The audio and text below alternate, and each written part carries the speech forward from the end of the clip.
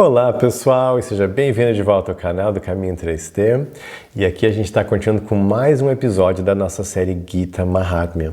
E antes de eu continuar, se toque que tem agora o site gitamahatmya.com, onde eu estou colocando toda a série lá, o cursinho completo do Gita Mahatmya para você aproveitar e compartilhar.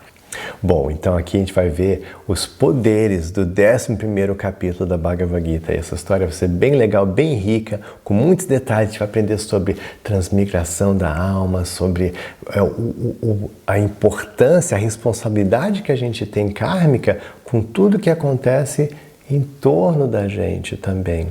E, claro, aí a necessidade de a gente focar nossa mente no Supremo. Então vamos lá, começa assim. Sri Shiva disse: minha querida Parvati, agora eu vou relatar a você as glórias do 11º capítulo da Bhagavad Gita. Não é possível contar todas as suas glórias, pois são milhares de histórias, mas eu contarei apenas uma delas. Então aqui a gente aprende que, na verdade, tem muitas histórias contando os poderes de cada capítulo da Bhagavad Gita, mas Shiva está escolhendo apenas algumas para contar a Parvati. E Shiva, na verdade, ouviu essas histórias de Vishnu, de Deus, contando para Lakshmi Devi, a deusa da fortuna. Então ele está contando isso, tudo está no Padma Purana. Então assim começa a história. Nas margens do rio Pranita fica uma grande cidade chamada Meghankar, onde fica o famoso templo de Jagat Ishvara. Jagat Ishvara está segurando um arco em sua mão. Naquela cidade de Meghankar, havia um brahmana puro chamado Sunanda, que permaneceu um brahmachari por toda a sua vida. Então Sunanda era um brahmachari, ele ficou celibato, manteve-se como um monge celibatário diante do templo lá, em total foco em Deus. Sunanda se sentava na frente de Sri Jagadishvara e recitava o 11º capítulo da Bhagavad Gita, e lembrava a forma universal do Senhor. Então, o 11º capítulo da Bhagavad Gita é bem dramático, é onde Krishna mostra o que é chamado Virat Rupa, a sua forma universal. É o jeito que Deus penetra e permeia toda a realidade. Arjuna queria ver isso, ele queria ver com os olhos, então Krishna mostra para ele essa forma. Então, bem dramático e interessante o capítulo 11 da Bhagavad Gita. Então ele meditava, ele gostava muito, esse era o foco dele, e ele ficava lá sempre meditando e recitando esse capítulo diante da deidade no templo, a vida toda. Certa vez, aquele Brahmana puro, Sunanda, fez um passeio pelos lugares sagrados nas margens do rio Godavari. Ele foi em peregrinação para ver os diferentes templos no rio Godavari. Ele visitou todos os lugares sagrados, começando por Viraj Tirtha. Em todos os lugares sagrados que visitou, ele banhou-se e tomou darshan da divindade presidente. Um dia ele chegou à cidade de Vivaha Mandap. Junto com seus outros peregrinos, ele procurou um lugar para ficar e, eventualmente, no meio daquela cidade, eles encontraram um Dharmashala. Dharmashala era um prédio que ainda tem hoje. Na Índia você ainda vai encontrar os Dharmashalas. São lugares para peregrinos dormirem. Então, são assim, uma estrutura simples e tal, para facilitar a peregrinação. As pessoas vão lá e dormem nesse espaço. Então eles acharam Dharmashala e todos descansaram durante a noite. Quando Sunanda acordou pela manhã, descobriu que todos os outros peregrinos haviam partido. Enquanto procurava por eles, ele encontrou o chefe da cidade, que imediatamente caiu a seus pés e disse: ó grande sábio, não posso dizer para onde foram seus associados, outros peregrinos, mas posso lhe dizer que não há devoto igual a você. Nunca vi ninguém tão puro como você. Ó meu querido Brahmana, estou implorando para que você fique nessa cidade. Então, que situação, né? Ele chegou lá com um grupo de peregrinos, vai dormir no Dharmashala, acorda sozinho, sai do lugar e vem o chefe da cidade e cai lá aos pés dele, pedindo para ele ficar, falando que ele é muito puro. Não está entendendo nada. Quando Sunanda ouviu o humilde pedido do chefe da cidade, ele decidiu ficar alguns dias. Aquele chefe tomou todas as providências para a estadia confortável de Sunanda e se engajou em seu serviço dia e noite. Depois de 8 dias, um aldeão veio até Sunanda, chorando alto, e disse: Ó puro Brahmana, ontem à noite um Rakshasa comeu meu filho. Sunanda perguntou: onde fica esse Rakshasa? E como que ele comeu seu filho? Então você vai ver essa figura do Rakshasa. Rakshasa aparece em todas as histórias, o Ramayana, Mahabharata, todos os Puranas, sempre aparecem Rakshasas. Os Pandavas lutam com Rakshasas e o Sr. Rama sempre tem Rakshasas aí. Então, Rakshasas, parece que eles eram seres assim, monstruosos, gostavam de comer pessoas e eles tinham uma ligação com a Terra. Eles não são do planeta Terra exatamente, mas eles são, é dito que a morada dos Rakshasas é entre a Terra e o Sol. Então talvez seja algum tipo de alienígena que tinha, não sei. Mas tinha esses seres, e eles são seres racionais, eles não são animais, eles falam, vocês vão ver, eles conversam, falam. Mas então, um Rakshasa, um ser desse, estava lá e comeu o filho dele. O aldeão respondeu: nessa cidade vive um Rakshasa muito terrível, que todos os dias comia os aldeões, como e quando queria. Um dia todos nós fomos até aquele Rakshasa e pedimos que ele nos protegesse. Em troca, lhe forneceríamos sua comida diária. Então a gente vê isso também é um tema comum nas histórias. Então tinha esses Rakshasas e essas pequenas cidades não tinham bom governo, não tinha proteção, o rei não ia lá proteger. Então eles tinham que negociar com o Rakshasa. Situação ruim, né? Situação que não é boa, você tem que negociar com um elemento assim, mas às vezes é melhor do que não negociar. Porque a gente vê isso nas histórias também, né? Na Europa aparece, só que é com dragão, né? Com Rakshasa, né? Aí eles fazem um acordo com o dragão, algum esquema assim, para não serem arrancados assim, para não ficar morrendo de medo toda hora. Tem uma coisa organizada, mas nunca é muito bom, né?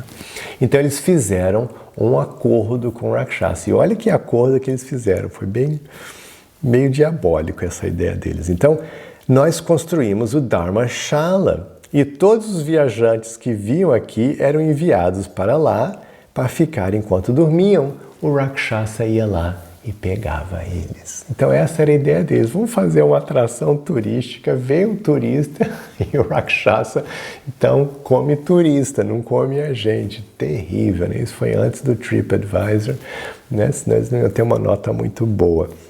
Então essa era a grande ideia deles, um Airbnb do inferno assim, que a pessoa vai lá e o Rakshasa comia a pessoa e eles ficavam protegidos. Bom, desta forma, fomos capazes de nos proteger desse Rakshasa. Você, junto com seus associados, ficou nesse Dharmashala, mas o Rakshasa não comeu você junto com os outros. O motivo eu vou te contar. Ontem à noite, um amigo do meu filho veio, mas eu não sabia que ele era um amigo próximo do meu filho, então mandei ele lá para o Dharmashala. Mais tarde, quando meu filho descobriu, ele foi atrás dele para tentar trazê-lo de volta do Dharmashala. Mas quando ele foi lá, ele também foi comido pelo Rakshasa. Então olha só que situação, né? Vem alguém visitar o filho dele, ele não achava, ele não sabia, aí fica lá no Dharmashala, lá. Aí quando o filho descobriu, não, meu amigo foi lá tentar salvar ele, mas deve ter chegado na hora errada, o Rakshasa levou o filho também. Olha só. Isso que dá, né? Quando a gente negocia, né, com esses elementos assim, nunca dá muito certo. Hoje pela manhã, eu fui até aquele Rakshasa e perguntei por que ele havia comido meu filho junto com os outros viajantes. O Rakshasa respondeu. E eu pedi também a ele se tinha alguma maneira que eu podia recuperar meu filho.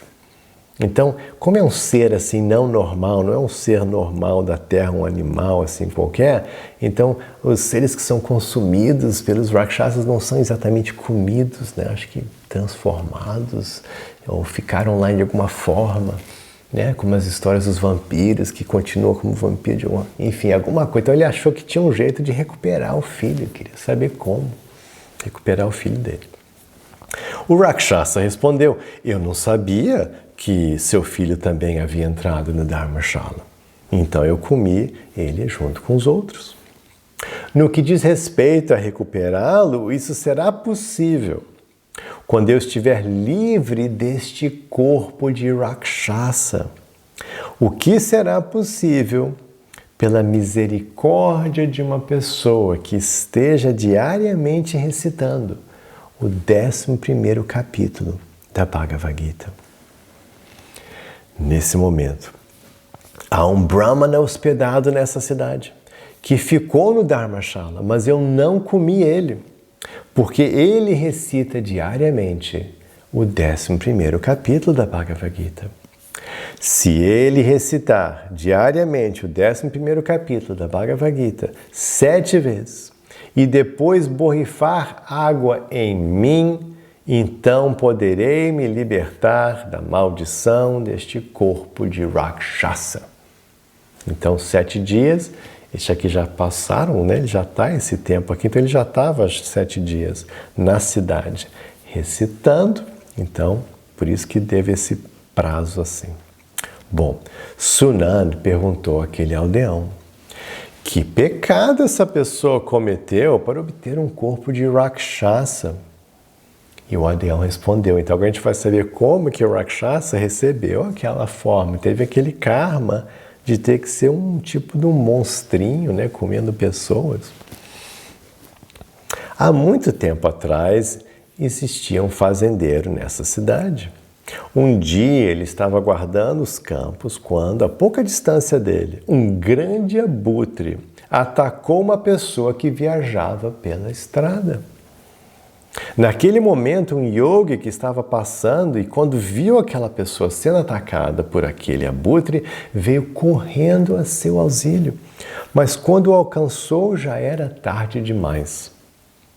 Então aquele yogi ficou muito zangado com o fazendeiro e falou com ele o seguinte. Então, o fazendeiro cometeu um erro grande. A gente vai ver agora o yogi e vai explicar para ele. O yogi falou para o fazendeiro: aquele que vê outros em perigo por causa de ladrões, cobras, fogo, ataques por armas, etc., e mesmo sendo capaz de ajudá-lo, não vem para ajudar, é punido por Yamaraj. Yamaraj é o rei da morte, é o que julga suas ações, quem te dá o karma. Depois de sofrer por muito tempo no inferno, ele nasce como um lobo. E alguém que ajuda alguém que precisa de ajuda, certamente agrada a Deus, agrada a Shri Vishnu. Aquele que tenta salvar uma vaca das mãos de um animal feroz, de um homem de classe baixa ou de um governante perverso, alcança Shri Vishnu. Fazendeiro malvado, você viu aquele abutre atacando aquela pessoa, mas ainda assim não fez nada para salvá-lo. Agora eu amaldiçoo você para nascer como um Rakshasa. O fazendeiro disse: fiquei observando os campos a noite toda e estou muito cansado, então por favor tenha misericórdia de mim, ó grande sábio. O yogi respondeu: quando alguém que recita diariamente o 11º capítulo da Bhagavad Gita borrifar água em sua cabeça, então você ficará livre dessa maldição. Então, isso aqui é duas, importante lição. Primeiro é isso, realmente os Vedas falam sobre isso e faz sentido, claro, né?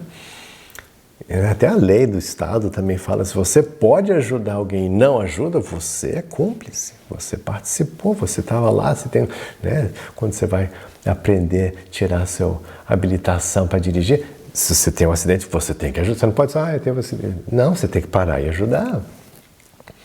Você tem que tentar ajudar as pessoas. Então, se você está lá e não faz nada, fica de braço cruzado, aí você acumula karma. Aí Krishna fala sobre isso na Bhagavad Gita. Ele usa esse trocadilho. Às vezes, não fazendo nada, sem agir, você acumula karma.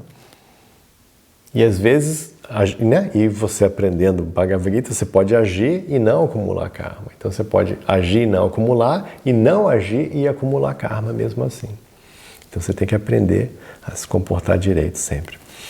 E outra coisa interessante, então ele foi amaldiçoado, né? Mas essas maldições, se ele tivesse visto, né, o episódio anterior a esse, a gente aprendeu como se livrar das maldições, né?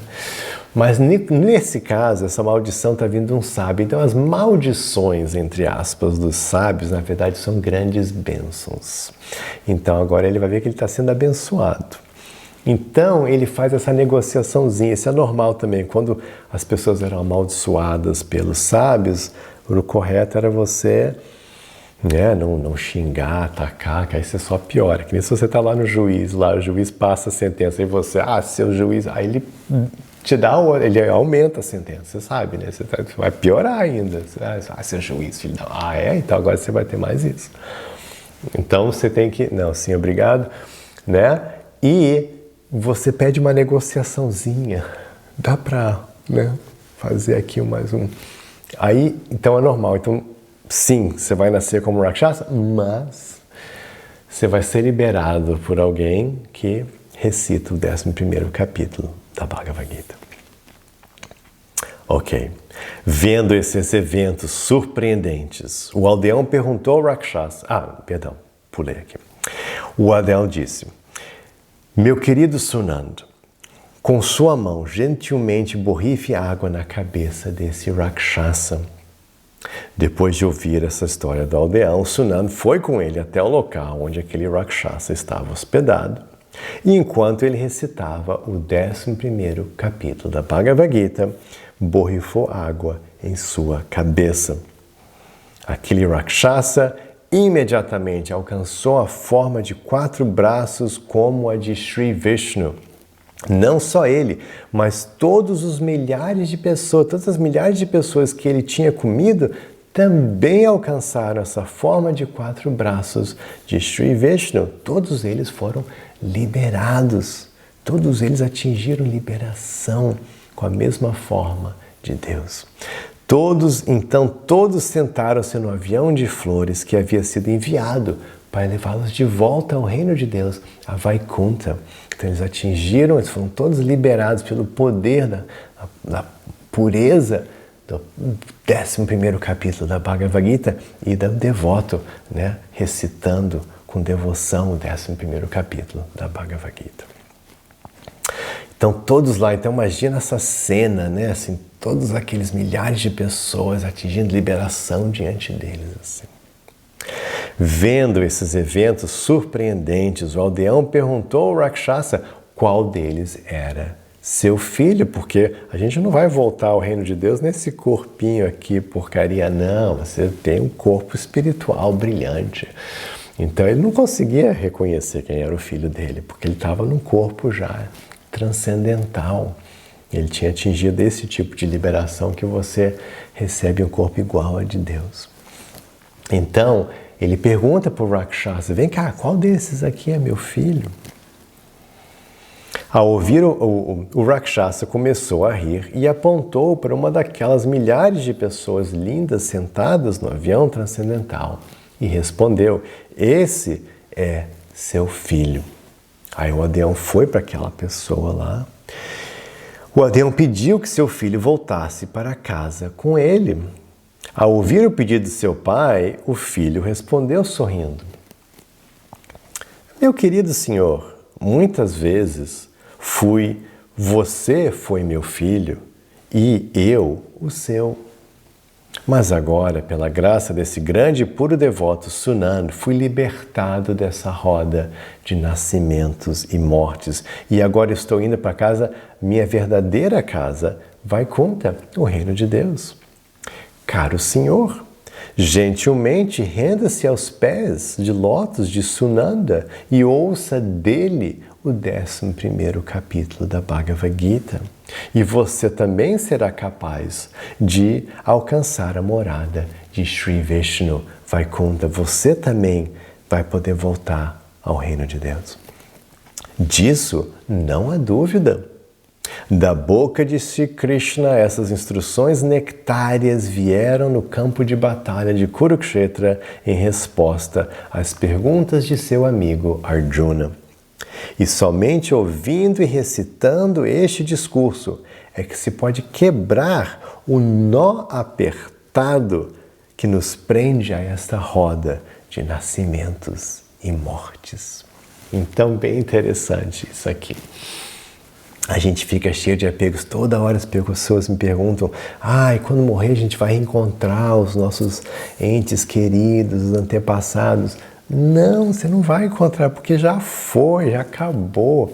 Quando morre, mudou. Você hoje não está pensando em quem foi seu pai na vida passada, quem foi seu filho 10 vidas atrás, quem foi sua mãe 1000 vidas atrás.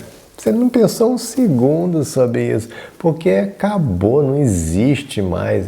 Isso aqui tudo é uma ilusão, é temporário, é passageiro.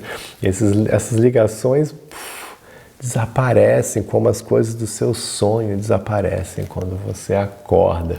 Então, a pessoa, aquela alma eterna, não, eu já fui filho, já fui pai, isso aí já tem nada a ver mais. E agora eu estou voltando para o meu verdadeiro lar, que é o reino de Deus. E você também pode fazer o mesmo. Então, muito bom. Essa cena é muito boa. Tem uma cena bem parecida com essa também na Bhagavad Purana, onde o rei também, se lamentando muito, traz o filho de volta. E o filho volta e fala: quem é você? Né? Que aquela alma que era o filho dele já estava em outro. Quem é você? Não, nem sei quem vocês são. Não sei por que você está tão apegado. Você tem que entender que tudo isso passa. Pode ficar tranquilo. Então, assim, é bem importante essa lição. Ok. Shri Shiva disse: depois de falar aquelas palavras cheias de sabedoria para seu pai, junto com todas aquelas outras almas afortunadas, ele foi para Vaikuntha. E seu pai aprendeu o 11º capítulo da Bhagavad Gita com Sunanda. E logo eles também foram para Vaikuntha. Minha querida Parvati, você ouviu as glórias do 11º capítulo da Bhagavad Gita, que é capaz de destruir todas as reações pecaminosas. Então é isso, essa história é muito boa, né? Realmente o 11º capítulo da Bhagavad Gita é muito poderoso, né? É hollywoodiano, eu falo para meus alunos, né? Que Krishna mostrando a sua forma, né? Como Deus penetra toda a existência.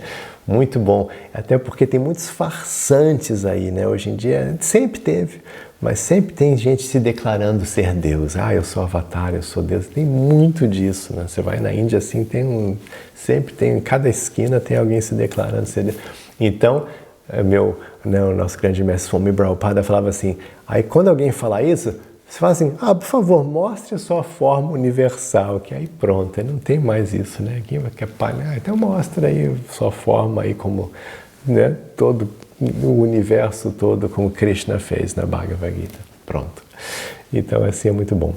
Ok, então tem um resto de dia maravilhoso, com muita paz e com muito amor.